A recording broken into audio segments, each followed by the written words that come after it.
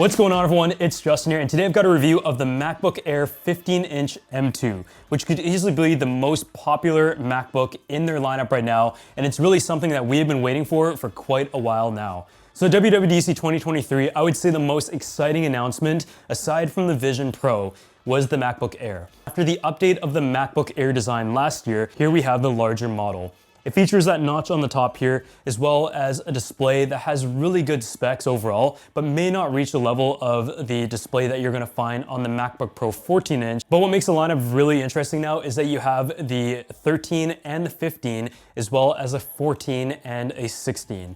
And personally, my favorite size of computer is still the MacBook Pro 14-inch, and it's been really good for on the go. But I almost think for a lot of trips and in many scenarios, the MacBook Air 15-inch with M2 processor is probably gonna be my go-to travel computer because honestly, I'm not editing when I'm on the go all the time. And even if I needed to, this computer is able to handle a lot more than you think based on my past experience with the Air, whether it was the M2 or even the M1. So for the hardware, it comes in the same colors as the previous generation. And honestly, the silver and the Starlight has been my favorite. Honestly, overall, I think Space Gray is still my all-time favorite because the Midnight Black, even though it looks really good, is just a bit too much of a fingerprint magnet. Taking a look at the side though, this computer is just 11.5 millimeters, making it the thinnest 15-inch computer in the world. Some of the other differences you're gonna notice is that even though the keyboard has a bit of space on each side,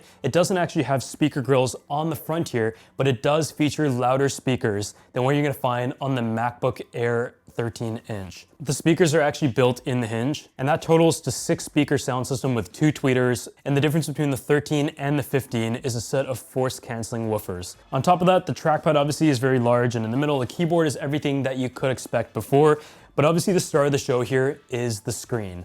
On the side, you're gonna find a headphone jack, and over here, you're gonna find 2 ports for the Thunderbolt 4, as well as the MagSafe. I would have liked to have seen one more port on the other side because it is a larger MacBook, but when it comes to the overall port selection, I think having the option of MagSafe and USB Type-C is awesome. When it comes to using it with your setup though, one of the biggest things I would say if you're a creative is say you have multiple displays with higher resolution.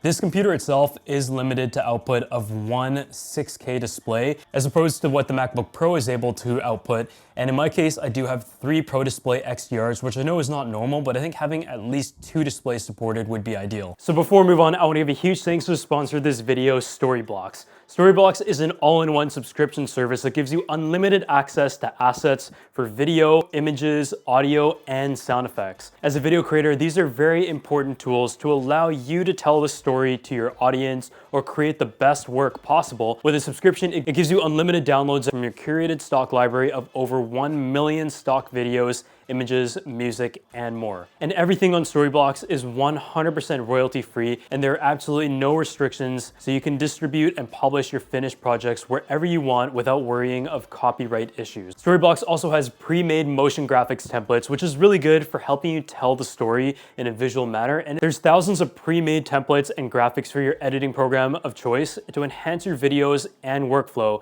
and it also has seamless integration through Adobe. There's no hidden fees whatsoever. The pricing is very clear-cut based on your subscription, so you don't have to worry about any additional costs depending on how you utilize the assets within Storyblocks. So to get started with unlimited stock media, just go ahead and check out storyblocks.com/JustinSay, and a huge thanks to them once again for sponsoring this video, and the link will be in the top of the description section below. So now that we've talked about the physical hardware itself, I think what people are really wondering now is which MacBook to go ahead and buy. The M2 processor is what is offered on this, and that structure is an 8-core CPU, a 10-core GPU, 16-core neural engine, and it's up to 12 times faster than the fastest Intel-based MacBook Air. It also gives you up to 24 gigabytes of unified memory, and when it comes to describing the amount of power that this computer is able to offer, I would say that for general video editing, even up to 4K resolution, it is able to handle, but larger projects might have some issues. The reason why is because there isn't actually a dedicated fan inside. It is all naturally dissipated thermal technologies. When it comes to the heating and cooling, I also found that the computer in heavier load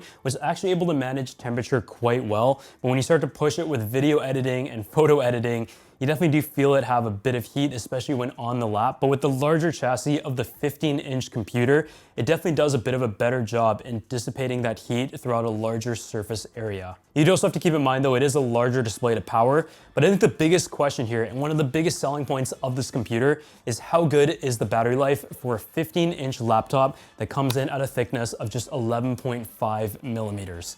So the playback claim is 18 hours. It is a laptop that is easily able to handle 2 days of usage, even as a relatively heavy user, and I think that is kind of the benchmark nowadays. When it comes to deciding which spec you should go with, I would say that the base model is good for anyone doing admin work, emails, web browsing, watching movies, for example. And if you need like a little bit more moderate level of power, then obviously upgrading the first step is definitely worth it. And in some cases, you may want to upgrade to the 24 gigabytes, but at that point, you should also consider the MacBook Pro as a good option in the long run, especially with the display output limitations. Having the larger trackpad is also something that I've really enjoyed and can definitely notice, because I usually don't really like using a trackpad. I end up just bringing a mouse to use separately, but with the 15-inch form factor, there's definitely a lot more room for that trackpad. At a price point of $1,300 starting though, I think it's a really solid option. And with the announcement of this computer at WWDC, Apple also dropped the price of their 13-inch MacBook Air M2 by about $100.